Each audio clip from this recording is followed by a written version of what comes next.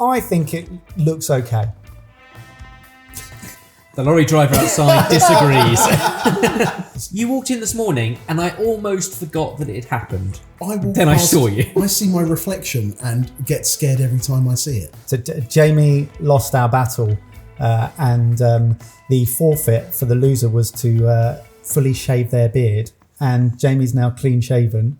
And I think it's really funny, isn't it? I reckon he's only got a week like that though, because he's already got a little bit of stubbly chin. It's annoying. already growing back. Well, the thing is, you did such a terrible job. Well, we were live streaming. I was trying to be delicate, but also get through it because, you know, it's boring to watch someone being clean shaved for 10 minutes. Just don't do it then. No, that was not the agreement. I earned the win, and I earned the fact that I can see your chin. I've now got a newfound respect for Ben because I do it every day. He shaves every day, and I know how much better I look with a beard. And to know that he wakes up every day and makes that decision to say, no, I'm going to leave something on the table. Who needs a jawline?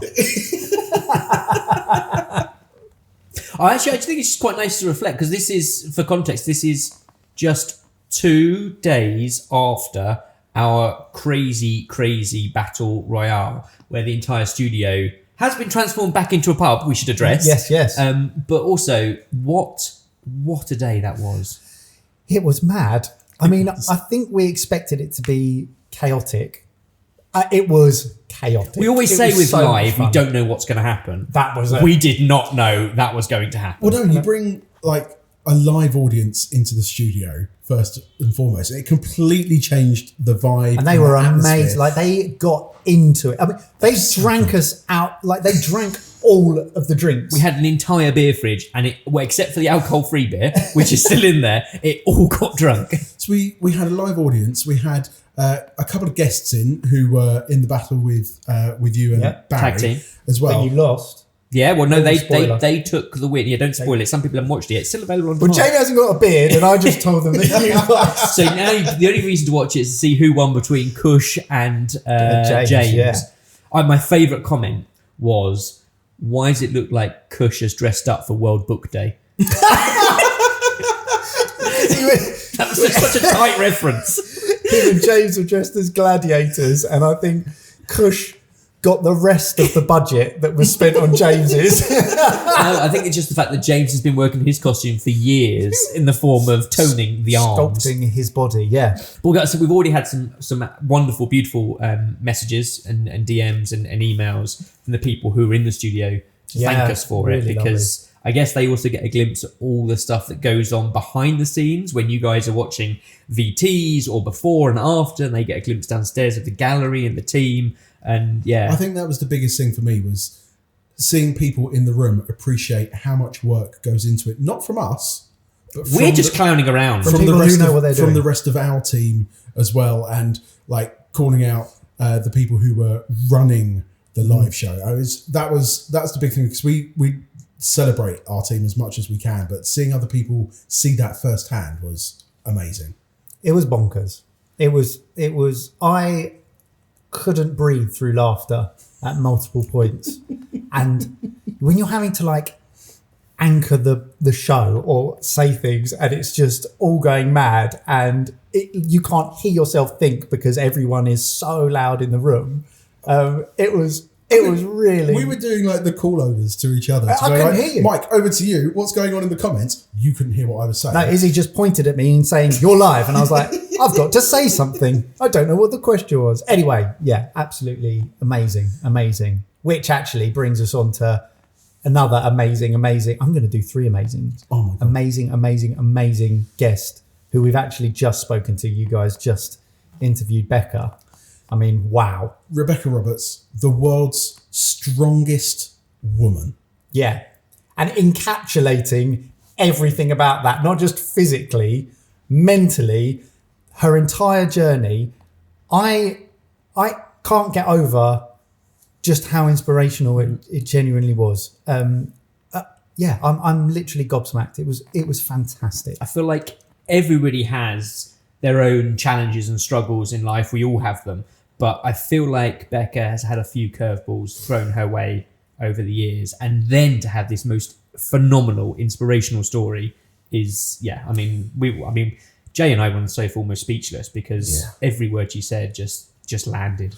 For me, it was when we were first talking about doing a podcast like this, and we wanted to have longer form, deeper conversations with people. That to me epitomised what we set out to do in the first place. We would never have been able to have that kind of conversation in a normal YouTube video. And only 4 episodes in, it's another completely different take on food, and that's it's unique people in phenomenal walks of life She's doing at the top crazy of her different industry, things, and then their relationship with and alongside food along that journey. I feel like she was mind-blowing. So this is mine and Ben's chat with Rebecca Roberts, the world's strongest woman. Now, before we play it, it's worth saying that it's quite an intense and heavy conversation at times. We touch on a number of different traumatic subjects throughout Becca's life: death, loss, sexual assault, and lots of other traumatic moments. Completely understand that for some people this might not be right for you to listen or watch at the moment. If that's the case, make sure you've checked out the other podcasts that we've launched so far that might be a bit lighter. But for now, this is our chat with Rebecca. Rebecca, hi, welcome Hello. to the Bell's End pub. I love the name. Thank you so much for coming down and for being on the podcast today. We want to start in the same way that we start every podcast. What is your foodgasm, your dream food scenario? What dish are you eating? Where is it that you're eating it? Who are you eating it with? So it would probably have to be a Domino's pizza, right? It's got to be a large Domino's pizza with the stuffed crust, all of the meat in a barbecue base, followed by 4 Domino's cookies. And it's got to be in a hotel room the day before a competition. Now, Domino's is like my absolute tradition to have before competition. And that is like my foodgasm food that really kind of gets me. It's just my favourite thing. No matter where in the world I am, whether it's in America, it's got to be an American Domino's. It just has to be a Domino's. I suppose you've picked quite well there because Domino's is absolutely everywhere. It's global. Regardless of where you end up. And it's always going to be the classic club sandwich that you can otherwise get in a hotel room, which is always a bit hit and miss. Yeah. Yeah, I love a club sandwich, but you are then you're leaving it up to the gods on what that club sandwich is going to be when it turns up. Whereas I feel How like it's defined. Yeah, exactly, and especially when it comes without the middle piece of bread. That is it even a club sandwich? Well, no, that's just a sandwich. That by definition, that is just a sandwich at that point. Not, and I wanted a club. But with Domino's, you don't have that. And when was the last time you had that situation? So that Domino's pizza with the cookies ahead of a competition. When was the last big competition? The middle of last month, I did the Arnold UK competition. So Arnold Schwarzenegger, he kind of runs big competitions all around the world. He runs some in America, some in like Australia, and then last month's was the UK one. So it was in a hotel in Birmingham with my friends, and we ordered, I think we spent £150 on Domino's pizza. And wow. Yeah. And is that just that because this is loading up on carbs, calories ahead of competition for the big event, or is that just a guilty pleasure and why not? This is a ritual that you just love. The day before a competition, you do need to have a lot of carbs. So either pizza, pasta, anything with a lot of rice. It's just basically loading up on the carbs that you enjoy the most. I do have a pretty strict diet, so the day before a competition is just eat whatever I like, basically. Yeah, the cheat day to the extreme. So these strong women events, what is a strong woman? I know that sounds like such an obvious question, but is not there... as an adjective, but as a thing, as a noun. As a noun, as a thing. What does that mean? We call it the Wild West of strength sports, strong woman.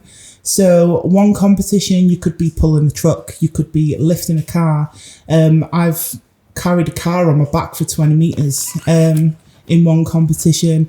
I've pulled planes. I don't know if you watch World's Strongest Man at Christmas, but lifting the big heavy Atlas stones, and it's just like a lot of kind of static strength, moving strength, different kind of, it's just pushing the boundaries of human strength in general. It's just something that I love to do. And the sport at the moment as well is progressing at such an alarming rate. When I first started about 8 years ago, if you had a 200 kilo deadlift, you were classed as world class. 8 years later, you're not really world class unless you're pulling 300 kilos. So it's just incredible how much it's progressing, and yeah, it's 300 cool. kilos. I'm trying to put that into perspective because it's a number that I just can't really get my head around. Evans, that's a little bit more than 3 of me. Yeah, that's a lot. Right, thank you. I mean, that's a lot for anyone to lift. How do you train for something like that? Because surely there must be a difference between pulling an aeroplane and lifting the weights in the gym, which are very much circular, or they're an even weight, as opposed to doing something like that, which must be out there. Yeah, I train at quite a specialist gym. It's pretty easy to simulate events. So if I were to go into like a truck pull event at a competition, I'd just get a harness and I'd pull some of my mates' cars up a hill. So it's a great prank to play on them. Just leave the handbrake off and away you go. Yeah. And do you have like fair warning of what? It's not like you turn up and they're like, see that plane? Put it. Like you know in advance of the event what the they usually kind of give you about 12 weeks notice for the big competitions, so it's not too bad. And you are juggling an awful lot because this is not your full-time job. Like you've taken a day off today to come down here and gratefully spend your time with us, but I feel it's almost the Clark Kent journalist ripping open shirt to be the Superman, and you're doing exactly the same. Because what is your day job and how do you fit all of your training around that? So I work as a quality assurance analyst, so I work from home and I basically just stare at spreadsheets and coding all day. It works really well around my routine because it's a Monday to Friday job and I can choose my own hours within reason. So I usually choose to kind of work from 7:30 to 3:30. I'll get up at about 6:30 every morning. I'll do some fasted cardio, so I'll just kind of go out walking for a little bit. I'll start work, finish work at 3:30. I'm in the gym by 4:00. Sometimes my sessions can take like 4 hours, so I can be home by about 8:30, and then I'm meal prepping. I'm having a couple of hours of chill, and then I'm in bed. So it's a pretty hectic lifestyle. Yeah. I do make sure I get my weekends free because it's all well and good having all of this going on, but you just need to be able to prioritize like your chill time and your time away from it as well, because it can be quite a demanding and stressful lifestyle. I was going to say it can be must be all encompassing at times, particularly if you're training towards certain events and things like that. And last year especially, I did I think it was like 11 competitions in the space of 12 months, and they were pretty major ones. So I was going in from one competition prep to another one straight away, and I wasn't really giving myself enough time to relax in between competitions, and it was a bit too much. So this year I've just decided that I'm just going to chill out a little bit, do a few less competitions and just do the more major ones. So it must be hard. Physically is one thing, but mentally as well. I'm trying to manage that from sort of your brain's perspective, and that relaxation and needing that side of things. That must be a really difficult thing to try and get your head around. 'Cause you want to achieve so much and you want to do so many things, and you're doing so well and you're winning so much at the moment as well. Like how do you try and manage that? Give your body the rest as well as giving your sort of mind the rest. So I kind of compartmentalize. Strong woman Rebecca and normal Rebecca are two completely different people. When it's competition day or when it's training, like my normal life Rebecca is out the window, and then as soon as I kind of leave the gym, that's when normal Rebecca comes back out again. Mm-hmm. So that really helps me just kind of like separate the two. Like it's almost the same as like, like you work mind and then your non-work mind, and kind of leaving your work in work. I leave strong woman in strong woman, and then as soon as I'm like not training or anything like that, I'm just like normal Rebecca, which is a bit kind of Jekyll and Hyde or Clark Kent as you say. So one day I could be crowned like the world's strongest woman, 2 days later I'm back in the UK and I'm back working, and nobody really knows. It is like really kind of like Jekyll and Hyde.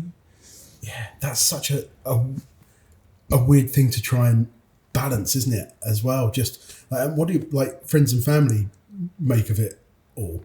Oh, they're all so proud, and they're They're great support as well. I've been through a lot in the last 10 years, but especially in the last kind of year and a half.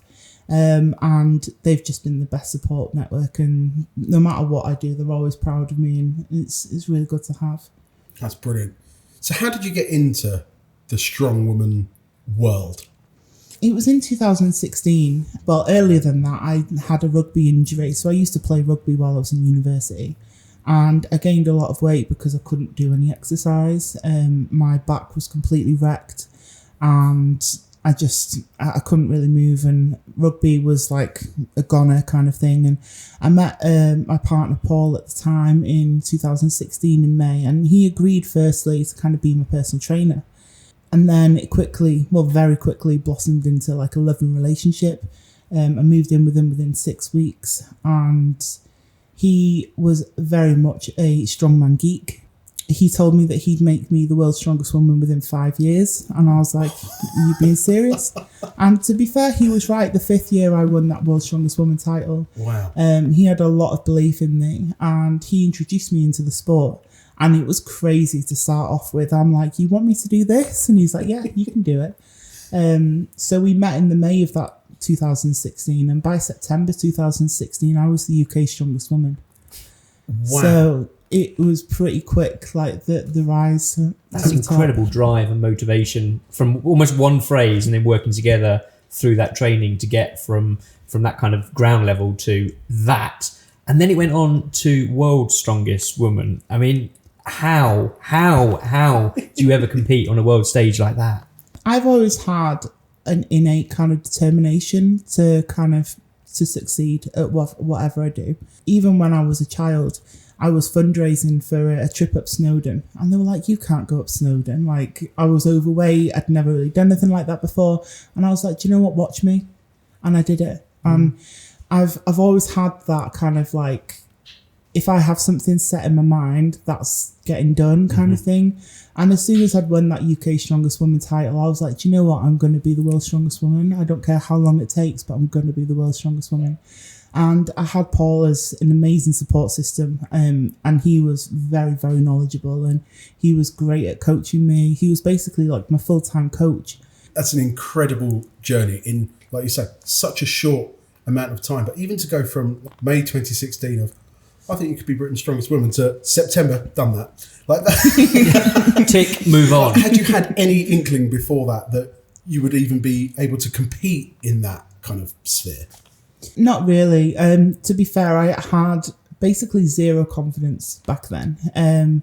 I would be wearing black and baggy stuff anytime that I kind of could. And Strong Woman, it gave me a whole new confidence that I never even realised existed. So now one of my big trademarks is to wear colourful leggings every single competition.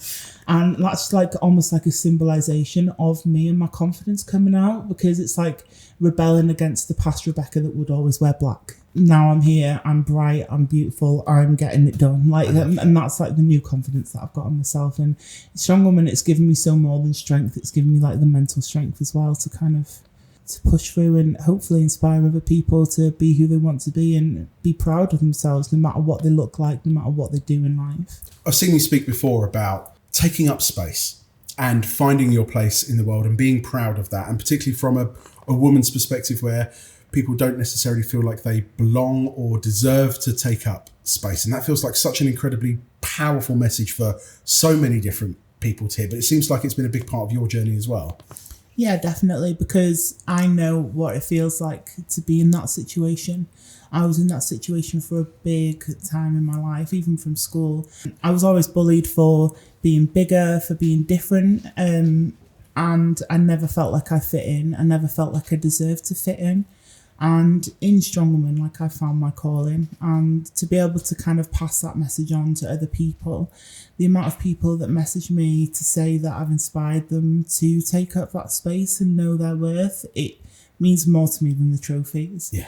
There was a meet and greet that I did, and this one will stick with me for the rest of my life. She came up to me and she had hand engraved a ring with Know Your Worth on it. And she said because of me, she'd had the courage to leave a relationship that was extremely domestically violent. And she now is happy. She knows her worth. She's out there and she's living her life. And she said without me portraying that message across, she would never have been in that situation. And that ring now, it's on my trophy cabinet, and it's just like a reminder of the importance of the message that I'm putting across on a daily basis. It is incredible when you look at the sheer strength that you go through in the competition, but it is the strength and the power of words and setting an example that actually can really truly sort of move mountains. I think that the one thing that I've always find fascinating, we have a lot of people reach out to us as well, and challenges they go through with food in particular, and how, you know, finding joy and pleasure in food, and having food play those two very different roles. So one being a time of celebration and with friends and family and really sort of the joyous times, and one being very functional and being very busy and trying to fit good food into a very busy life and not having time for that. You mentioned meal planning, and that is an incredible discipline to make sure that you're getting the prep around that. Perhaps you could just share a bit more about what you do on a day-to-day basis to kind of maintain strong woman, but also in the lead up to competition, and whether it changes at all. So at the minute, I'm currently in a slight deficit with my nutrition, because I've had 2 pretty heavy competitions, and for that my weight needed to be quite high. So it all depends kind of like on the level of competition that I'm doing. So my next one's going to be a British competition, so it's not as heavy as some like the world kind of level competition, so I will be dropping a little bit of weight for it. So my daily diet at the minute is actually quite simple. Like morning meals, I'll have like some an omelette, so I'll just like shove a load of veg in, put some eggs in, it takes 5 minutes, and that omelette's easy enough. And then a lot of the time my nutritionist knows how lazy I am, so I do tend to have like microwave rice and, you know, like the frozen packets of veg, and that I can just quickly put in the microwave. And I'll bulk cook a lot of chicken and just kind of keep it in the fridge just to be able to pull it out and heat up kind of thing. I am very lazy with preparing my meals, and I don't like spending a lot of time in the kitchen. So just being able to kind of like cut corners like that, I know it's slightly more expensive, but it saves my sanity. I think it's a reality as well. It's a reality that so many people live through, is the, you know, we all want to cook quickly, conveniently, and it's knowing which corners you can cut to end up with something that's still nutritious, still sound, and still delicious. Yeah, definitely. So I do tend to just keep a lot of like the microwave ready stuff in my cupboards, and I meal prep as much as I can. So like I'll cook like 3 kilos worth of chicken at a time, and then that'll do me a few days. So it's just all about saving that one bit of time. If I cook chicken 3 kilos worth in one go, that's saving me from cooking it like 10-15 times. So. And where did you learn about this, like the nutrition and food as fuel side of things? Because, I mean, particularly with what we do, we've always seen food as, you know, yes, you have to eat 3 times a day on average, probably, but you want to make it fun, so you want to try and experiment with different things and try new flavors and ingredients and dishes. But if you're looking at it from a fuel perspective, it kind of, I'm guessing it puts you on a bit more a guardrails of what you can and can't do. Like, where did you learn that info from? Originally, it was from Paul, who was my partner. He had a college degree in nutrition and stuff as well. And to be honest, the amount of research that he did was second to nobody. He would always be on YouTube. He'd always be researching the top strongmen, the top powerlifters, the top kind of in loads of different ranges of strength sports and what they would eat. And it worked really well. My nutritionist now, she's a specialist in women's health as well. So my diet at the moment is currently just focused on a lot to do with that, because I do suffer with polycystic ovaries, which is another thing that I have to battle with competing as a female. So yeah, I could just kind of lean on the advice of other people and try and like not stress about it myself too much. That's why, like, I've employed a nutritionist, I've employed a coach, I've employed a physiotherapist, so they can take on all of that stress, and I just follow exactly what they tell me to do. That feels a big weight off your mind. Yeah, I'm guessing definitely. is that kind of like that stress of not knowing exactly what to do and how to do it and all of that. Follow the guidelines that are there. That sounds like a nice way. Yeah, I just get sent a list of what I need to eat and I eat it. It's as simple as that. And my coach as well, as soon as he sends me through my program, I'm like, right, okay, that's exactly what I'm doing. So it's just kind of like just reducing as much stress as possible. I've got a best friend now called Laura, and I pay for her to come to my competitions with me. She acts as like my personal assistant throughout the entire competition. So she'll bring me my water, she'll bring me my food, she'll get my equipment as and when I need it. She'll take care of all of where I need to be and what meetings I need to go to, what interviews I need to do.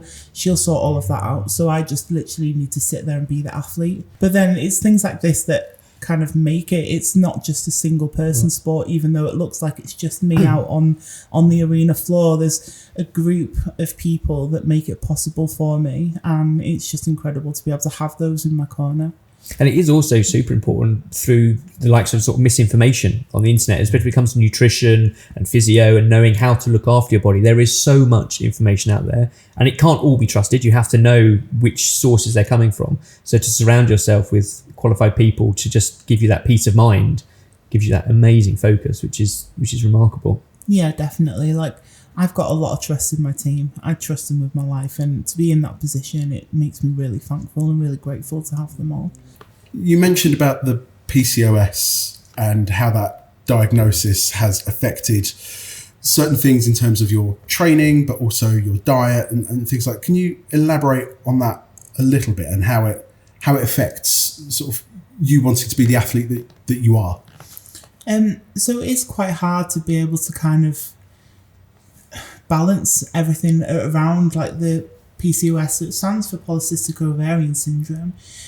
So my hormones can be all over the place, and my periods can be all over the place as well. So even training once a month, 1 week during the month while I'm training, can be a complete write-off, which is what some men, obviously all men, don't experience. But being a woman and kind of training at this level with polycystic ovaries and having like that 1 week out of the month is kind of like a complete write-off in a way. It's really hard to kind of like try and balance around.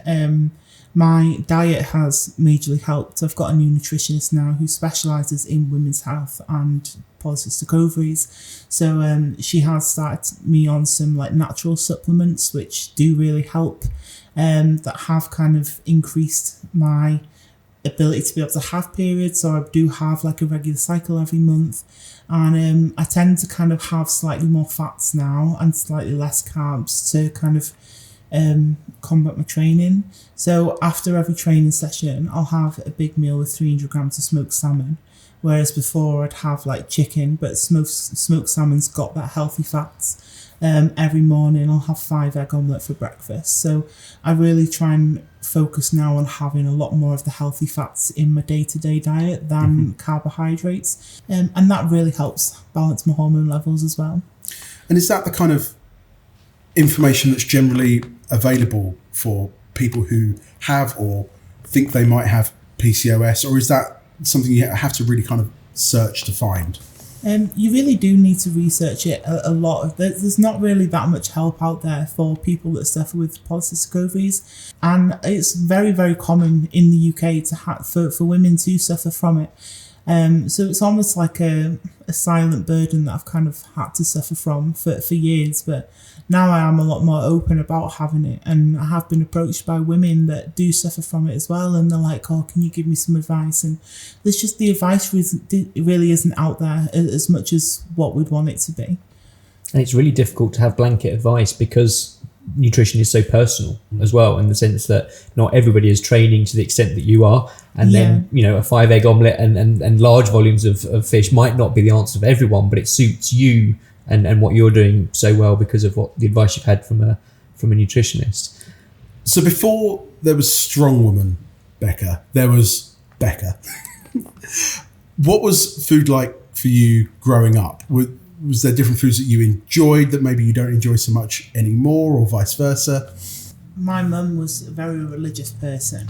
So we used to go to church on a Sunday, and she would batch cook loads of big meals. And my favourite meal growing up was her batch cook of spaghetti bolognese. I still cook this recipe to this day, especially on like the anniversary of like her death and on her birthday and things like that. I think that was probably like the most reminiscent childhood meal that I can really like remember is her spaghetti bolognese that I still cook to this day a lot of the time. So it's nice to have some of those constants that are always there. But have there been any shifts in terms of, I guess, a relationship with food and how that has changed now that you've sort of moved into this more professional athlete role? Yeah, so when I first started the sport, I was probably about 9 stone heavier than I am now. I went through a lot while I was in university. I don't even know if I can say this, but I was raped at knife point in 2014, and that caused me to gain a lot of weight.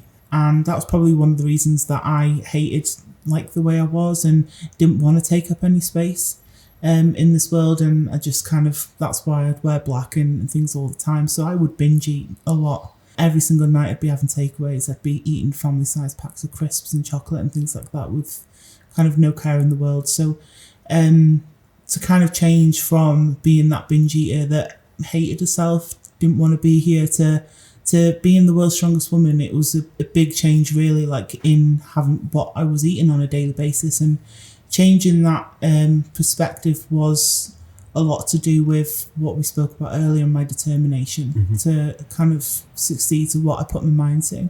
After I'd been through that, I had nothing that I wanted to achieve in life. And starting the sport, it gave me a goal and it gave me that back. And when I've got a goal, I will do anything in my power to achieve it. And whether that was changing my diet, going to the gym or anything like that, if it needed to be done, it was getting done kind of thing. It feels very much like a taking back control after control had been taken from you in so many different ways throughout your life. Actually taking it back and having a focus and being more than those experiences and turning something in. And I mean, what an incredible journey that's been, particularly over the last few years, to, as you say, becoming the world's strongest woman. That's just a remarkable achievement. Yeah, definitely. Like, I'm happy to kind of be an advocate of kind of surviving things like that and not letting bad experiences taint the rest of your life. You can still find happiness even on your darkest days, and that's something that I'm a big advocate for as well.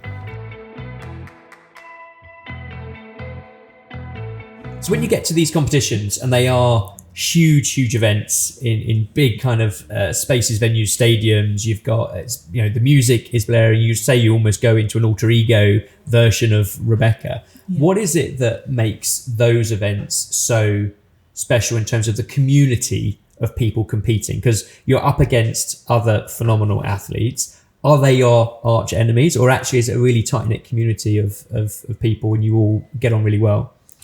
The strong women community is probably the best community in the world, like sporting community. I've heard of a lot of other kind of sports and all the other athletes not really getting on as much, but the strong women community is like a big family. It's lovely.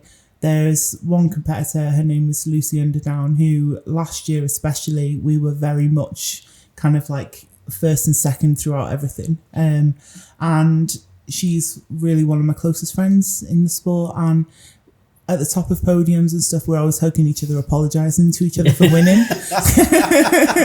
It's at that point because I love her loads and I really want to see her do well, but then also I want to do well. So it's one of those things, like if she beat me, then I'm happy for her. And if I beat her, I'm really sad that I beat her, but then I'm happy that I beat her. So it's really crazy, but it's just nice to be able to have that kind of community. Like it's one big sisterhood, and we all know what we're fighting for and the stereotypes that we're breaking down, and we all know what we have to go through to kind of to push our bodies to compete at that level. And we have nothing but respect for each other, and it's a great community to be a part of. That's amazing. So again, you've spoken quite a lot about the progression of strong women, particularly in comparison to the strongmen competitions, which have kind of, I suppose, overruled everything else. And you've seen that very much the strong women coming through and trying to fight for it as a place within the competition world. How has that come on in the last few years?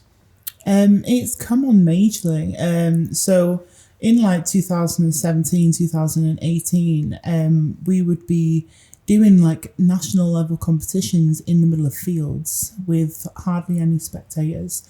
Last year, Britain's Strongest Woman was in an arena with thousands of people in the crowd, and there was like 5-figure prize money. The sport is growing at such an alarming rate, and it's nice to know that we are getting the backing now from people, because we work just as hard as the men do, and we put on a show as women as well, and I feel like we do deserve to kind of have that same spotlight, and we're proving it time and time again, like with our competitions.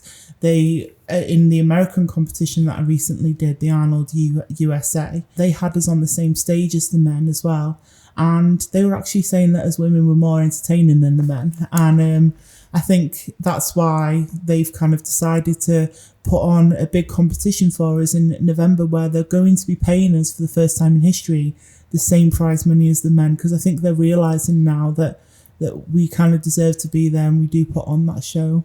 It's crazy. I mean, as a complete outsider, for you to say that you were competing on the same stage as the men feels like such a backwards thing, that is news, and that was newsworthy. I don't know. Yeah, I can't understand how we could be in 2024 and that is still like a new thing to happen. Not even just the space and the podiums and the arenas, but the sponsorship levels and everything that comes along with it, that essentially, I guess, could go to a place where it is a full-time role. Necessarily, I mean, it might not be something you want to do full-time, but something where it can actually support full-time and the team around you, rather than back to the day job, which you currently do, which I guess is a very different level of attention. As you say, sort of a lot of people probably don't know what you do in competition when you're watching over the spreadsheets. But that shift in sponsorship, I guess, will bring it back on par with potentially full-time roles as well. Yeah, definitely. We still kind of deal with the stigma and the stereotypical kind of women shouldn't be strong, women should get back in the kitchen, or you don't look like a stereotypical woman and you shouldn't really be doing things like this, and all the kind of strength thing, and leave this to men, this is a man's sport. So we do kind of struggle still now with some people like that, and I think it's that's holding it back. Thankfully, the organisers are choosing to ignore it a lot more often now, and putting us on the big stage, but we do still get some people, especially men, that kind of give those kind of comments and backlash. And I think if we didn't have that, the sport would be growing at a kind of a faster rate than it is already. I can't complain too much though, because it is growing and it is kind of moving positively. It's just maybe not as quick as some of us would like. And it is also just the power of that community. I speak, my brother goes to the gym an awful lot, and I know that his best friends... Have you thought about going with him? We have our differences. We're cut from the same cloth, but in a very different way, he and I. But here's some of his best friends, and whole community revolve around that discipline, the gym, the working out, and that sort of camaraderie, sort of brotherhood of that kind of realm. And I guess in a community like that, you got more people watching now and going and spectating at the competitions, and that community is growing, not just the competitive side and the people you're competing with, but the whole community and awareness is growing. How much has kind of what you do on social media and kind of the exposure through other interviews in the media, how has that helped in terms of spreading the word for the strong women competition?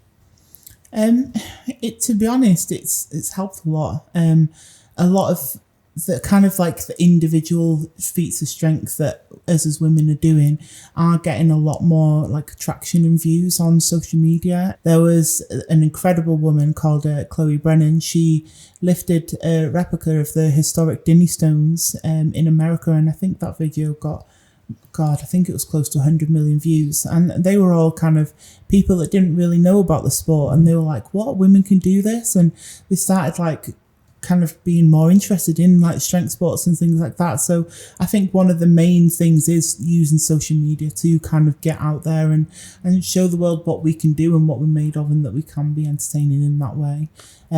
So the more kind of feats of strength and the more barriers that we are breaking down is just kind of gaining that traction to kind of get more eyes on the sport. There are a lot of competitions in the UK now that are aimed at novices and first timers and things like that. So you don't necessarily need to kind of have a big foundation in strength to be able to get involved. I spend some of my weekends, like I'll go and I'll ref and appear at these competitions and kind of at grassroots level kind of show that we are kind of there with them, and it is one big sport and we are one big family no matter what level you're at. So it's really nice to see that a lot more people are getting involved, whether or not they're like at the top of the level or whether they're a first time competitor just wanting to do it at the weekend for a bit of fun. Because the sport is about fun at the end of the day as well, and it's nice that people can be part of that community whatever level they're at. You're wearing the Arnold t-shirt now. That was a recent competition, right? Have you met Arnold Schwarzenegger? I have, and he shook my hand and he called me a beast. In a nice way, or does that just kind of undermine everything we've just been talking about for the last 15 minutes? No, it's a compliment. It was a compliment. And I was just like, thanks. I proper out-angled him though, and I felt really bad for it. But yeah, that's probably like my biggest claim to fame is Arnold Schwarzenegger calling me a beast. That's not a bad claim to fame. Actually, what would you say is your biggest claim to fame? Yeah, the Queen. I'm going to stick with the Queen. Stick with the Queen. You? I think I've been called some rude names by a lot of people. Not always to my face. You haven't shook hands with Arnold Schwarzenegger? No, I've not. No, I've not shook hands with Arnold Schwarzenegger. No, that would be a really good one. I don't think he'd call me a beast. One question. I mean, the last sort of half an hour has been remarkable and super inspiring. And the question I have is, where next? The world's strongest woman. Like, where do you go beyond that? What other things have you got coming up, and what else would you like to achieve?